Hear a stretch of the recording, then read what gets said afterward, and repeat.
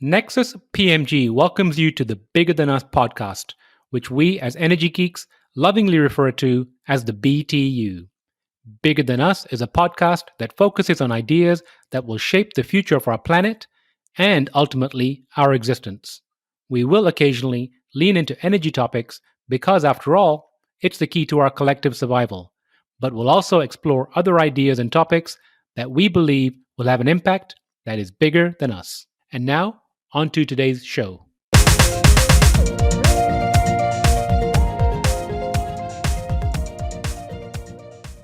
Hello, and welcome to the Bigger Than Us podcast. I'm your host, Raj Daniels, and today I'd like to welcome Azzedine Downs to the show. Azzedine Downs became president and CEO of the International Fund for Animal Welfare in 2012. Azzedine has led IFAC through a groundbreaking period of geographic expansion and strategic consolidation. He helped open offices in 4 continents, including IFAC's first office in the Middle East. In 2015, Fast Company named Azzedine one of the most 100 creative people in business, and he has been listed among the nonprofit Times Power and Influence Top 50. He is a member of the Global Tiger Forum Advisory Council, and he currently sits on the U.S. Trade and Environmental Policy Advisory Committee. Azzedine, how are you doing today? I'm doing very well, and thank you for having me. Azzedine, thank you for joining, and I must say it's the most unique name I've come across so far in 150 episodes. Thank you. Yeah, thank you. It's Arabic, and it means honor of the religion. Az and is honor, and Deen is religion. So that's what my name means. It's beautiful. Thank you. Azzedine, where are you currently located? I am in Rhode Island in the United States, where we moved from the Netherlands about 8 years ago. And how's the weather up in Rhode Island? It's turning spring. The flowers are coming up, so I'm a big gardener, and that always gives me hope to see the springtime emerging. Do you garden flowers or vegetables too? Mostly flowers. We do a lot of herbs because my wife is from Morocco, so we do a lot of cooking, and we grow our own herbs in the garden. We live in the city, so we don't have a big plot, but we do what we can with the piece of land we have. So let me just take a wild guess here. You have mint growing? We have mint growing, absolutely. Yeah. You can't have any place, any garden without a bit of mint for the mint tea. Well, I'm guessing, especially being the Moroccan, right? I mean, it's funny because in Indian gardens, you'll always find mint growing somewhere. And for those that don't know, mint grows amazing and it grows wild. Oh yeah, no, it spreads. It spreads very easily, and I also learned that mosquitoes don't like the smell of mint, and so it keeps the mosquitoes away too. I've heard the same about those lemon plants too. Yeah, no, that's right. That's right. Interesting. So, Azzedine, I like to open the show by asking my guest the following question: if you were asked to share something interesting about yourself, what would it be? I think I would say I married someone that I didn't know. We had an arranged marriage, and we've been married for 32 years. So it clearly worked out pretty well. And I'm guessing you know her now. I know. Well, one never knows. But yeah, I pretend I know. I pretend I know. I think good husbands will do. I think we all do. You just kind of nod and hope there's not a follow-up question. That's right. You'd be surprised how often I have to say, what was the last 3 words you said? Well, yeah, we speak Arabic together, and it goes back and forth depending on where we live, and we have 3 children, and they answer us in English, and we speak to them in Arabic, and my brothers who don't speak Arabic, they can't understand, like, how is it possible that people can be speaking 2 different languages and understand one another? But to us, it seems very normal, but to others, it seems incomprehensible, I guess. Yeah, we have a similar situation in our house. My wife and I speak Hindi back and forth. We speak to our kids in Hindi every once in a while. They'll look at us. The older 2 know a lot more than they let on, because obviously every once in a while my wife and I'll talk about something and they're like, no, yes, they'll answer, and we're like, so you do understand, right? So I know what you No, mean. yeah, you have to be careful with the kids around. My son just married a woman from Brazil, and so she speaks Portuguese. I'm a new grandfather, which I'm thrilled about too. And she speaks Portuguese to him. And so when I try to say something to him in Portuguese, he just looks at me and says, "No, no, Well, congratulations on being a grandfather. thank you." So, as the dean, can you give the audience an overview of the International Fund for Animal Welfare and your role at the organization? Sure. So we're a global organization. We work in 40 countries around the world, and our focus is really on um, animals and people thriving together in the place that we call home, which is our planet. So even though animal welfare is in our name, we've been around for 50 years. We were formed in 1969 up in Canada, and I think the focus over those years were really on individual animals. I'm now the CEO, and it it really occurred to me through the course of our work that if we don't involve people, we're not going to solve the problems that wildlife face. And so that's really what we do as an organization. And um, involving communities in ways that they haven't been involved previously to save the lives of animals. And basically, you're saving yourself. When you're saving the planet in which you live, you're saving the place that you yourself live. And so, it's a new approach in the sense that conservation really was focused on populations of animals, and it rarely involved or focused on the lives of individual animals, the part that they play in their own societies, and it certainly didn't include the people that live with wildlife, and in many cases, very dangerous animals. I love this word welfare in the title of the organization. Mm, Can you speak specifically, because I think the mind goes to a different direction when you speak about conservation versus welfare. Can you yeah. can you speak to welfare a little bit? Sure. So when we speak of welfare, it's a term that applies to well-being and how are animals treated, how are they viewed. We talk a lot about it, I thought, the intrinsic value of animals and intrinsic value of wildlife. So oftentimes, uh, when we're involved in some of the larger issues of conservation, it's always about large scale habitat, the economics of conservation. It rarely focuses on the well-being or the welfare of an individual animal. And for a long time, throughout sort of the history of animal welfare, the science community viewed it as an emotional response. It wasn't based on science. It really didn't matter whether or not um, the well-being of an individual animal was important. But over the years, there's really been a body of science that's emerged that talks about animal welfare and sort of the daily life and the role that animals play in their own societies. And when you look at elephants, for example, which is a matriarchal society, it's incredibly important to look at the life of the matriarch and what is it that she does on a daily basis. And there is an emotional attachment that those animals have amongst themselves. And when you translate uh, strategies that simply focus on populations, you wind up in situations like many years ago in a national park in Africa. Um, it was said, well, there's too many elephants. And so they culled them, and it was haphazard. They just decided, well, we're going to kill 50 elephants, not taking into consideration family groups or the matriarch. And that's what they did, and wound up with 10 years of sort of rambunctious male teenage bulls rampaging through the national park, destroying crops, leaving the park, and causing all sorts of incredible problems that disrupted the balance that the herds had. And I think it was a moment when scientists began to realize, well, wait a minute, it's not just about the numbers.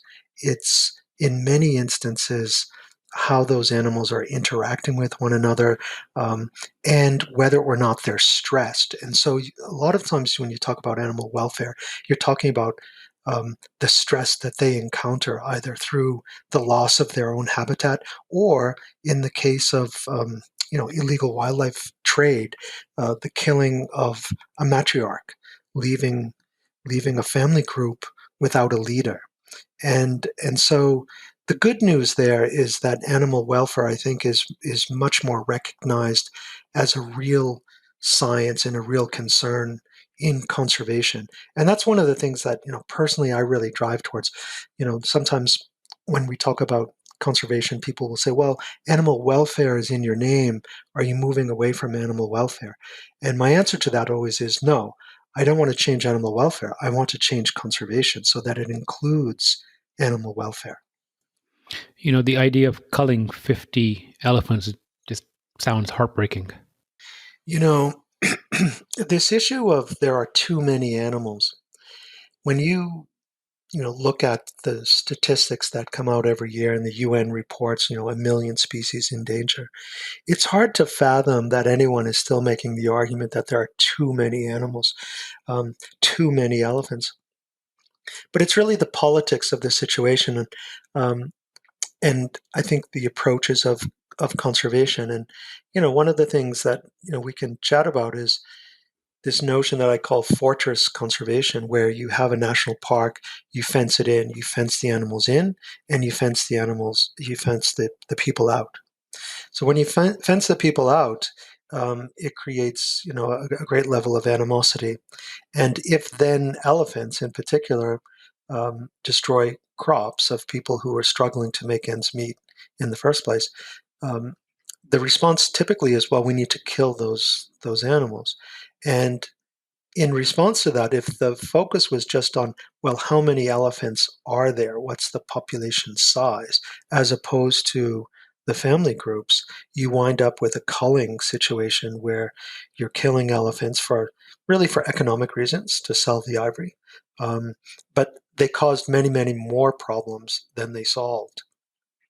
It's also preventing the animals and other animals that migrate, naturally from their natural movement. So we talk about corridors across Africa and allowing these animals to move so that they're not destroying crops, they're not destroying the landscapes and tearing down trees and things that elephants do if they're confined.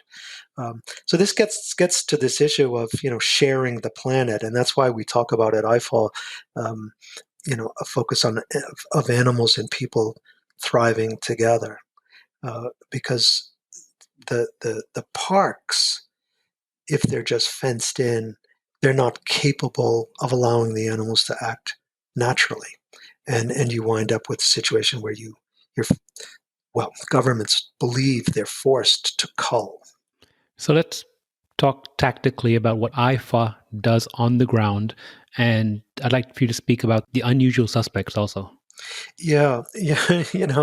I do talk about the unusual suspects because, over the years throughout my career, I've found that, and it's probably human nature that we often have the propensity to speak to people of like-minded, right? So we're talking to the people who already agree with us. And I found, particularly in the political world, and it is much more political than I ever imagined, um, and driven by economics and driven by money. At the end of the chain of wildlife problems, there's always money there. And so what I've tried to do is to reach out, one, to people that don't agree with us, and that's why we work in Southern Africa. Um, and in Southern Africa, for example, many governments subscribe to the philosophy that if wildlife doesn't pay, it doesn't stay. And this gets to this notion that I shared with you of animals have intrinsic value. There are many governments and there are many people who believe that wildlife and nature in and of itself has no intrinsic value. It has no worth unless it's worth money to someone. And that's a very difficult conversation to have with people. There's a lot of money involved when you talk about illegal wildlife trade, and the sale of ivory or the sale of pangolins or the sale of rhino horns. There's a lot of money to be made. And so, the argument connects in ways that was unexpected to me. And that's what I talk about, um, the characters who are out there that you would think, well, I'm not going to speak with them. I'm not going to work in a place that opposes us philosophically. But my feeling has always been, well, one, you have to be patient. You have to be willing to be criticized. You have to be willing to be attacked. Um, but at the same time, there's lots of organizations out there and governments and UN bodies that focus on human issues. So we talk about, the sustainable development goals. And I've had experiences where I've met with um, people in East Africa and Ethiopia, but Southern Africa as well, where they focus on girls' education or women's issues or gender issues or agriculture. And they'll say, well, I don't know why you were here because you work with animals. And I said, well, I'm just curious about what it is that you're working on. He said, well, we're working on agricultural um, issues, and we put a lot of money into creating agricultural space. And I would ask, well, did you think about where the migratory patterns of the wildlife that live in this area will be affected when you put that beautiful, you know, fruit grove or whatever, or corn or maize or whatever it might be. And you could see sort of the blood drain from their face saying, well, we never thought of that. We don't work on wildlife issues. And I said, yeah, but that's what I'm saying is that, the communities that live with wildlife know these issues. If you only focused on one issue as opposed to looking at the habitat that's shared, you miss the point. And so that's what I mean when we talk about reaching out to the sort of the unsuspecting characters. And sometimes it works, and sometimes it doesn't work. Yeah, but So it sounds like you almost are taking a systems thinking approach to the problem. no, that's right. That's right. And that's what I mean when I talk about fortress conservation. And I know why organizations do it, and I know why they did it initially. And it was honestly, it was easier when you have a controlled space and all you're focused on is the animals that live inside that space. You never were faced with the cultural issues, the religious issues, the economic issues, educational issues, gender issues of the people that live outside the park. And I think you're probably aware that, in many places around the world, um, people who lived in what was the park, are no longer even able to visit their ancestors where they're buried because they don't have the money for the entry fee to the park. And so that just created an atmosphere where the people that we rely on most to help us were actually opposed to protecting wildlife, even though ultimately they lost some of the cultural knowledge that they had. So, I really believe in one being patient, listening to people. It takes a lot more time, um, but this notion that people are always against animals. Um, and that people, I hear oftentimes things like, well, people in Africa don't like wildlife. And it becomes a very Western, it becomes a racist issue, and problems that you would never imagine. It goes to colonialism and post-colonialist issues, where suddenly you're saying, all right, well, it's much more difficult to deal and involve communities in conservation efforts because in many cases they've lost their lands. They may have lost a relative to an elephant or a lion attack or a rhino attack. I mean, there's all sorts of things that you learn when you're willing to sit and listen and not come with a conservation plan in your back pocket. sort of the joke that we hear. And I'm happy, I think, to never have been accused of being, a briefcase conservationist, where you show up with your briefcase, you've got the plan, here it is, I've got the money, and see you later, and never to be heard from again. It seems like this, fortress conservation idea would breed animosity, like you said. Drawing a very rough parallel to it, it reminds me of when we have gentrifications Yeah. in urban areas. You get these planners that come in and start, rehabilitating and renovating certain areas, and then the local populations can no longer afford to live in those areas, and then that breeds that a very similar animosity. No, it's absolutely right that the issue around conservancies, so, a conservancy is land that's held outside of a national park. So a national park, uh, for simplification, is controlled by the government. A conservancy could be land set aside in a land trust that's either held by a community, like some of the projects that we have in Kenya, for example, where the land is held in trust by a Maasai community, or it could be held by a private landowner. And so this is sort of a leftover, um, I would say, post-colonial land that was valuable, and people who did believe in conservation were often families from the colonial era, or extremely wealthy people from Europe or the U.S. Who buy land in countries where it's possible, put it into a trust.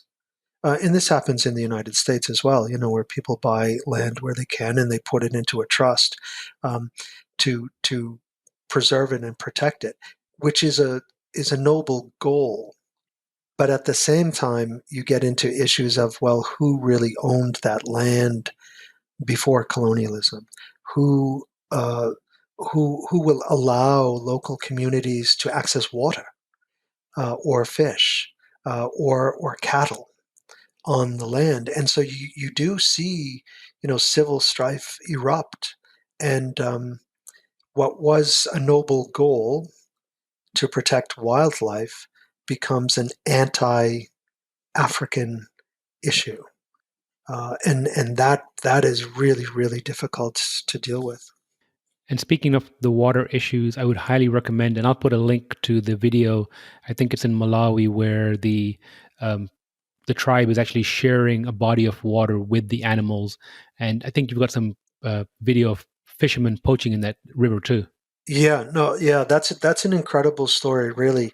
Um, the issue of water has been always something that has interested me, and while it's not directly related to the work that we do in conservation, although it applies when there's drought issues and the amount of water that some national parks provide to elephants, which is a good thing from an individual animal's perspective, but it also prevents them from migrating normally would in the dry season and the wet season.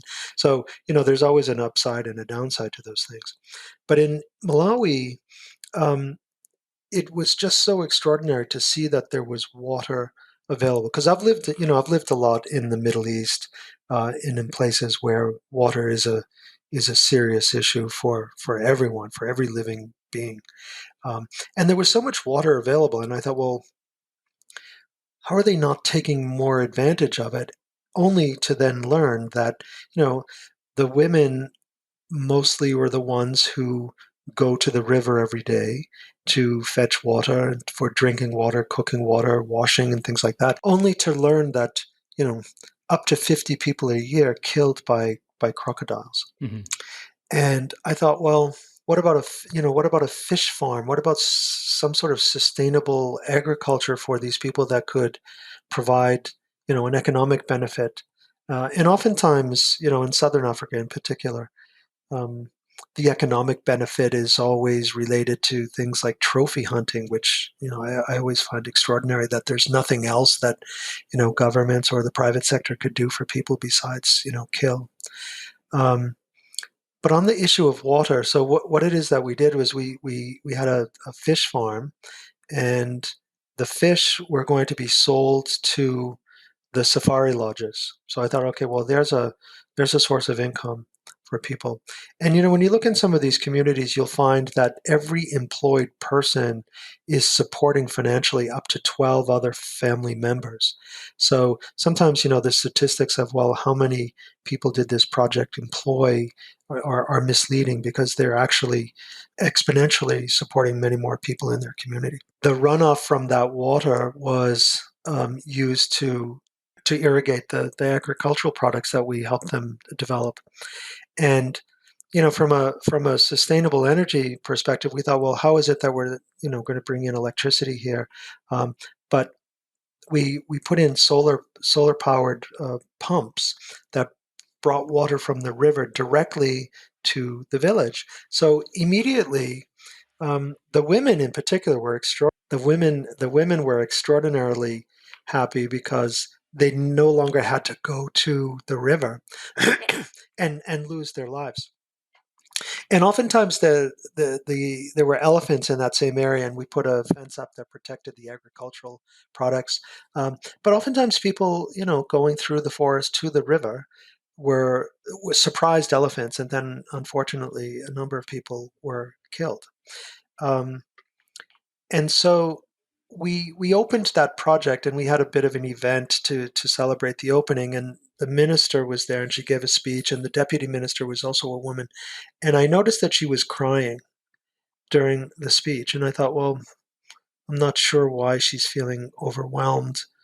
Um, so I went to her afterwards, and I said, why, I saw that you were weeping. Why were you weeping? And she said, well, I don't think you understand the implication of that water pump. And I said, well, no, I know that people were killed going to the river.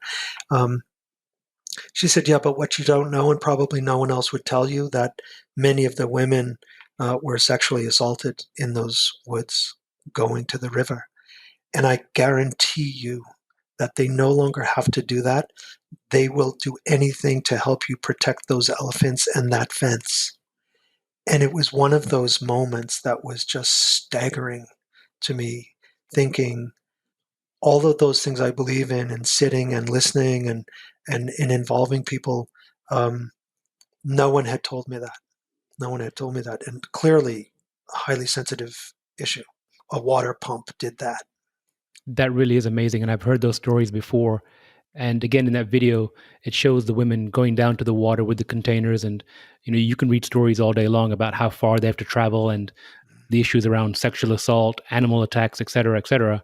And to your point, something simple as, and, I'm saying simple, but you know what Yeah. I mean from an engineering perspective, a solar with a water pump, it can change the entire ecosystem of one village or, an entire generation of people. Yeah, it brought to light some of the things that I think the villagers believed in before they were locked out of the national park. That they had they had such great knowledge of how to live with some of these animals and share the space, um, but they had a very, very negative view of that national park, because as you fly over, and it was dry season, just absolutely brown, leafless trees and shrubbery. And then you fly over the national park, and it's luxuriously green, luxuriously green.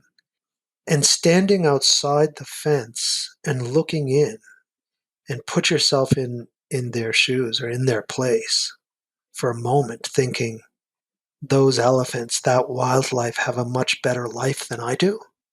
How is this fair? How is it fair? Yeah, And it's it hits you in a way that's unexpected, and those are the moments that I do try to get out to people, that when they ask me, well, why don't people in Africa want to protect the animals? We want to protect the animals. And I said, well, I'm a gardener. Are you willing to let the rabbits eat your tulips? hmm Right? But you're asking people who live with crocodiles and lions on a daily basis, trying to find water to to live next to those animals that could kill them. I mean, it's an awakening of a spirit. I think that is what drives people, and it is an emotional response. Um, the statistics that, I mean, we could talk about statistics all day long, but end of the day, it's like, what is it that drives people to want a better world? It's an emotional response. It's not statistics.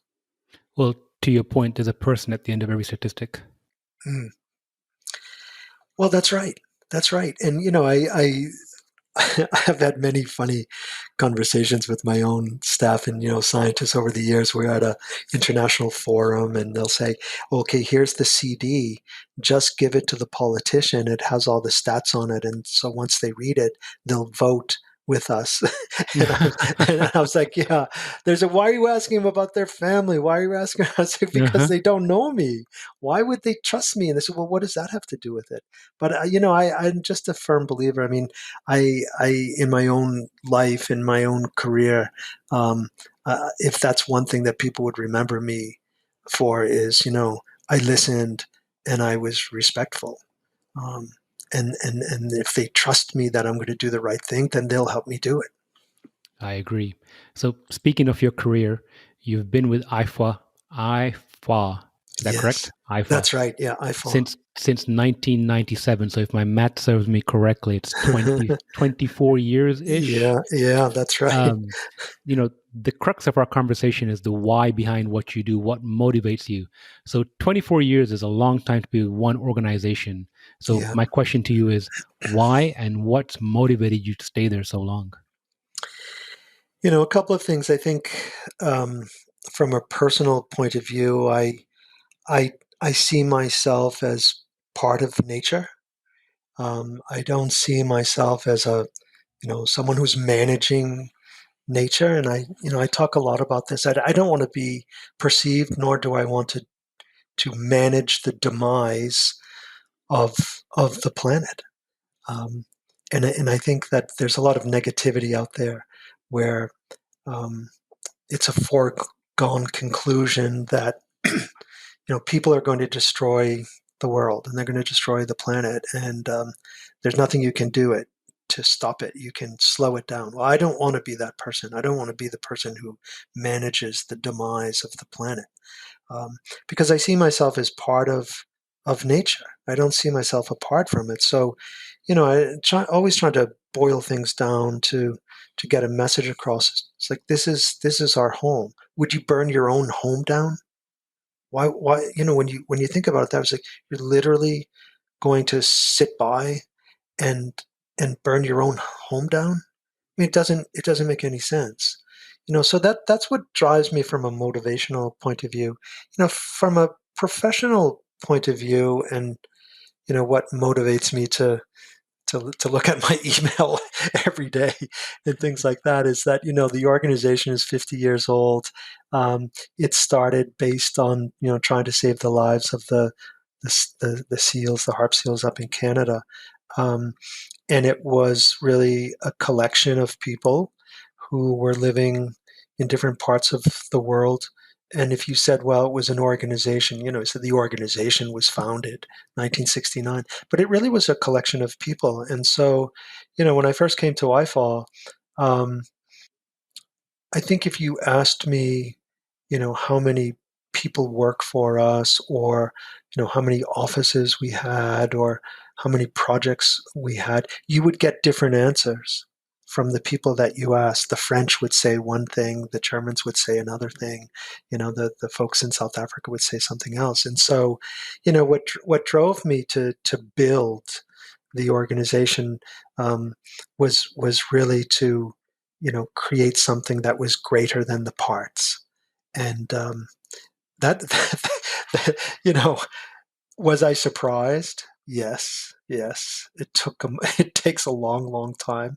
Um, I kind of come from a world where change is the constant for me, and that's what excites me. But I have learned that people are much more adverse to change than I thought they ever were, and that's true in the animal welfare and conservation world as well. But that's what drives me, is because I don't want to build the organization. I want to build a movement of people, because that's what it's going to take. And it's going to take a movement of people who understand one another and who are willing to have empathy. And Jane Goodall is a good friend of mine, and we talk a lot about hope. Um, I never want to get, I never want people to get so discouraged that they give up.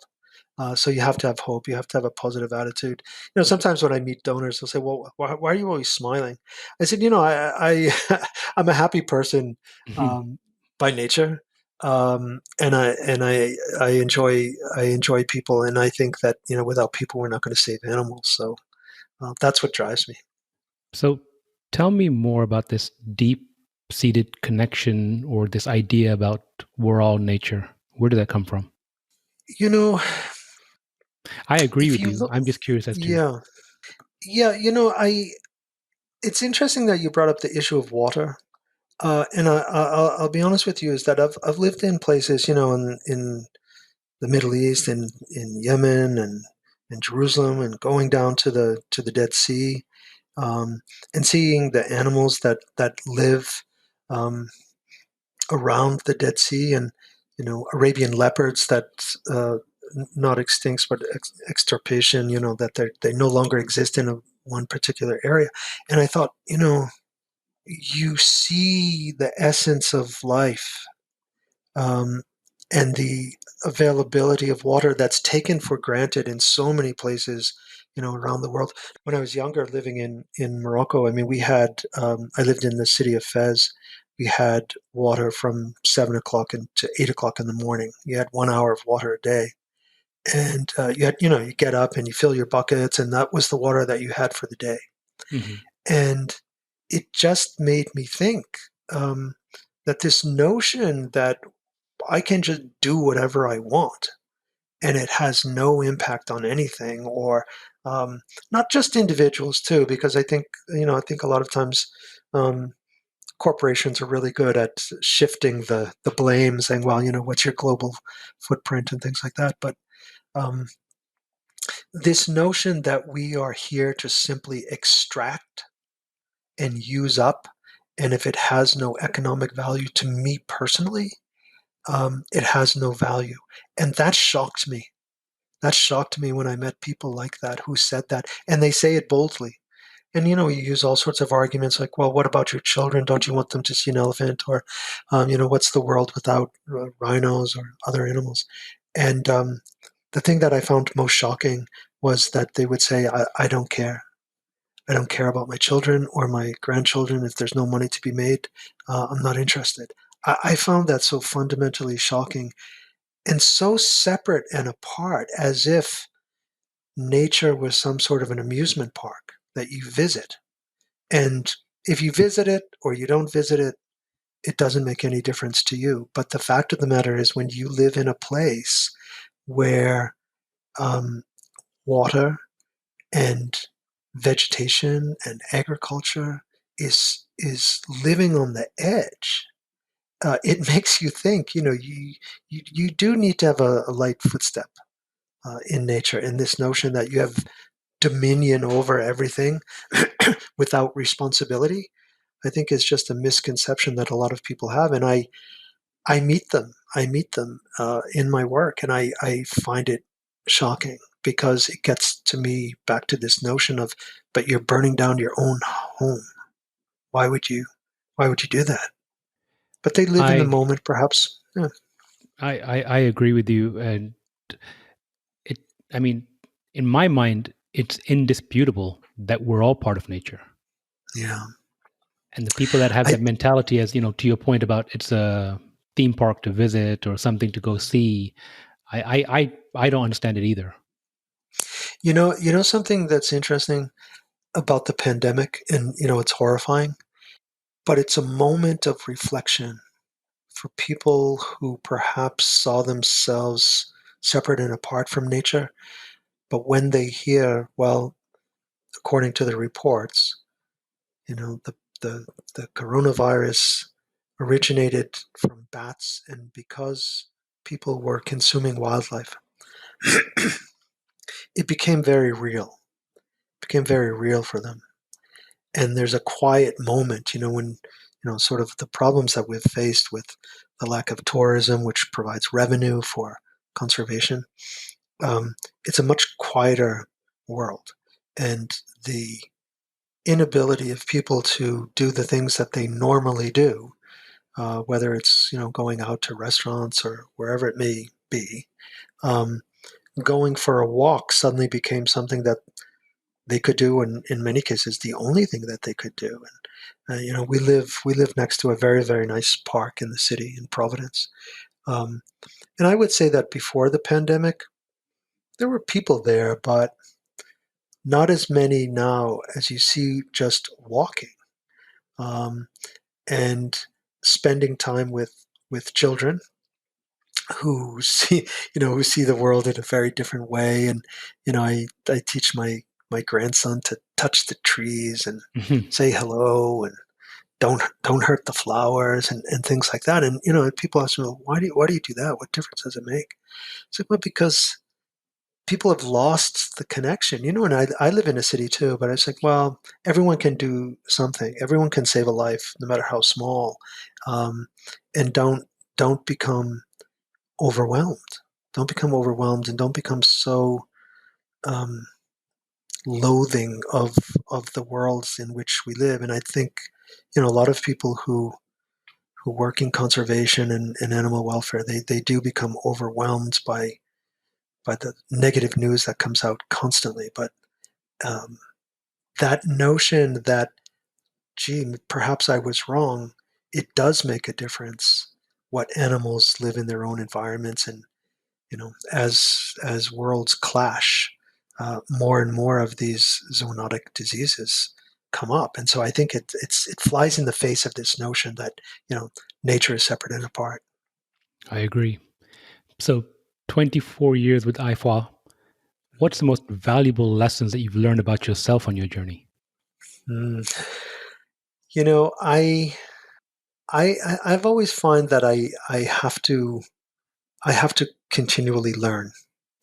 I have to continually learn. I think that if I ever got to a point where I wasn't learning something, I would be bored, and I wouldn't be able to do what I do.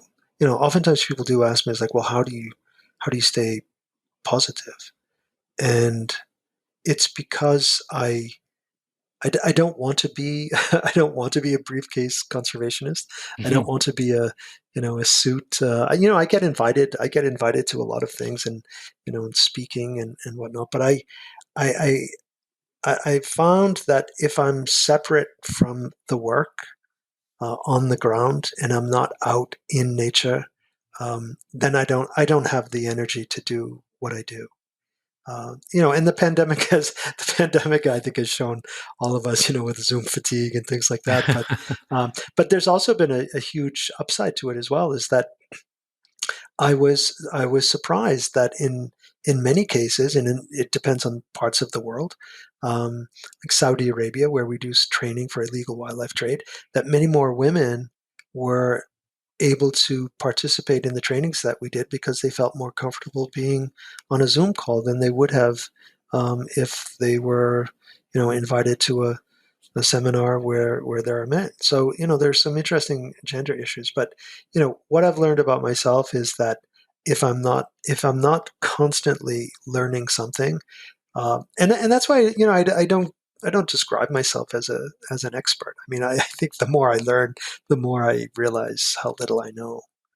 So, Magic Wand 2030, what does the future hold for IFA?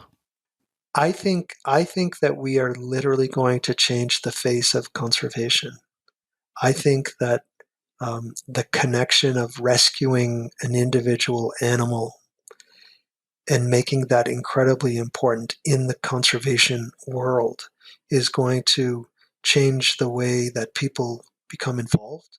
I think that when you look at the young voices across Africa and Asia, where we really focus, there are so many incredible, talented people who didn't get the opportunity to get on the stage. and let their voices be heard in ways that, again, are unexpected. We'll be the platform to make that happen. And in the end, for me, and what I boil it down in all of my discussions internally at the organization is that if you're proposing something that doesn't ultimately result in saving more lives, I'm not interested. I love that idea. And also regarding the next generation, does IFA have like an ambassador program for children or for the next generation? We've done a lot of things with children, mostly through art, and we had animal action education. We've produced a lot of education materials, and some of the research showed it was very, very interesting that the younger children have a natural affinity towards the animals, and then for some reason, and maybe it's for all of the other reasons that teenagers face, it kind of drops off during the teenage years, and then it reemerges. Um, when young people are in their late teens or early 20s, and so that's where we've sort of shifted to get people involved, in reaching out to them in ways that previously hadn't been done, and again, we talked a little bit about earlier. It's like, well, how can we use music? How can we use art? How can we get people to express themselves and give them a platform? And so, we do focus on that. And the other part of education, not just generally talking about conservation issues, but how we can support vocational education so that local communities that live with wildlife give an opportunity that they wouldn't necessarily be given because they don't have the financial resources, and sometimes it's small amounts of money. But one of the things that I like to do, and I think it's because I take risks and I encourage people to take risks. And, not everyone has the same level of risk aversion. um, but, when you look at young people in many countries and they want a job and they want to work with you, um, and you said, all right, well, we'll give you a contract, but you need to have your own laptop, or you need to have your own car so you can get to these places. They don't have any of those things. And so as an organization, we talk a lot about if we're not willing to give people a chance, it may work, it may not work. Um, and you do take a risk. But you also have to help provide with some of the things that they need to do their job every day. And sometimes it's equipment, sometimes it's things like shoes, Hmm. boots. We do a lot of training, and we support rangers. And you're looking at young people who show up. I mean, it's heartbreaking, but it's also inspiring to see young people who see a future because they helped protect wildlife, and they show up and they go through this training, and there's sweat and tears of it, with you know barely a stitch of clothing, and they're in the cold at night. And all I'm saying is, buy them some shoes, buy them some boots, buy them a hat to protect them from the sun. Mhm. And sometimes people will ask, well, how is that helping animals? It's like, these are the people who save lives.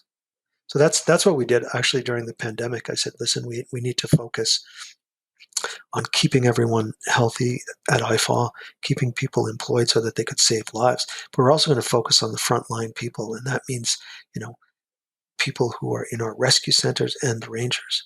Cannot abandon them. I mean, the loss of revenue in many places is 100% in national parks. And all of those rangers are left to fend for themselves, including food and water, things that we just talked about, that they're provided with absolutely nothing.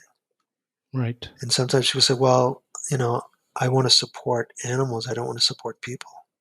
Well, in our worlds, sadly, it's people who save animals today. That's correct. So, staying on that thread of taking risks, if you could share some advice or words of wisdom with the audience, what would it be? And it could be professional or personal. I think on a personal level, I would say, and I know it's more difficult to do than just saying it, but try not to become overwhelmed.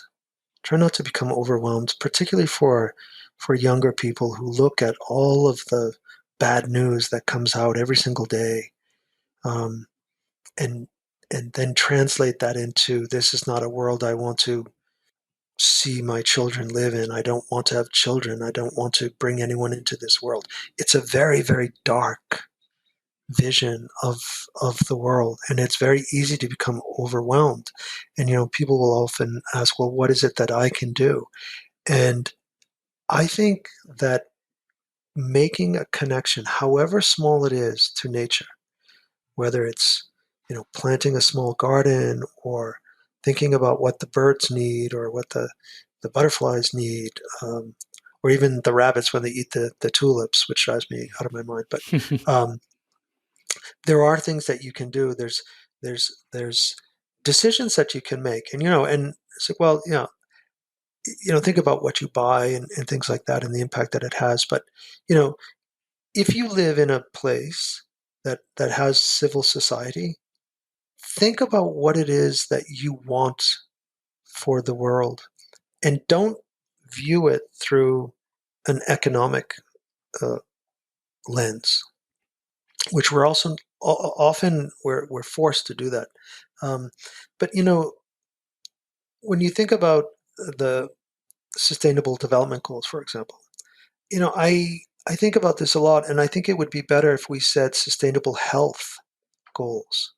You can have development, you can have all of those things, and still lose your health and the planet's health. Um, but what is it that you're doing when you use your voice to support policies and politicians and regulations?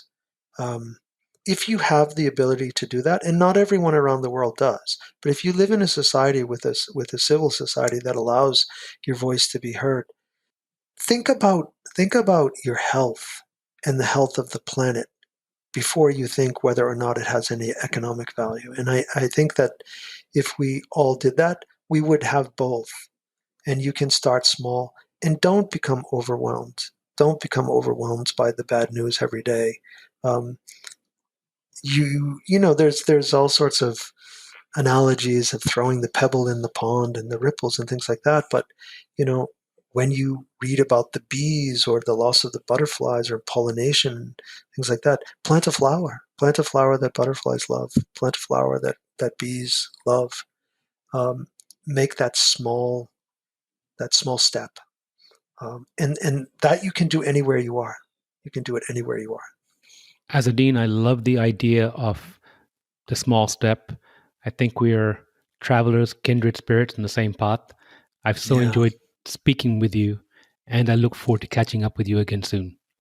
Yeah. Well, thank you very much, and thanks for having me. And I really appreciate your time. Thank you. Thank you for listening. If you like our show, please give us a rating and review on iTunes.